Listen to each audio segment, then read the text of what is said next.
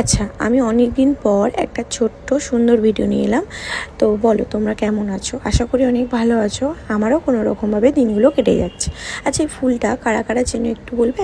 মানে অনেকের কাছে চেনা, আবার অনেকের কাছে অচেনা। আমার কাছে তো খুবই চেনা একটা ফুল।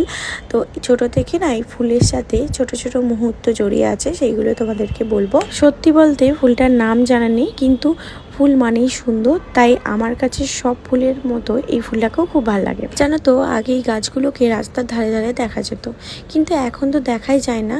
তো ওই জন্য ভাবলাম যে তোমাদেরকে দেখাই এই যে ফুলটা। এই ফুলটা নিয়ে আগে ছোটোবেলায় আমরা খেলতাম। কেন খেলতাম? এই যে ছোট ছোট পাপড়ির ভিতরে না একটা রস থাকতো, মানে এটা মধুর মতো মিষ্টি একটা জাতীয় রস থাকতো, যেটা খেতে খুব ভালো লাগতো। জানি না আমি গাছটা বা গাছের ফুলটা কার কার সাথে পরিচিত, কিন্তু এই গাছটা পুরোটাই আঠা জাতীয় একটা গাছ। আর সত্যি বলতে ছোটোবেলার যদি ছোটো ছোটো স্মৃতি যদি আমরা নতুনভাবে খুঁজে পাই, সত্যি কার না ভালো লাগে বলো? আমার তো খুবই ভালো লাগে।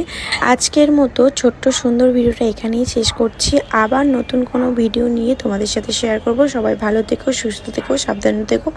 আবার নেক্সট ভিডিও নিয়ে আসবো।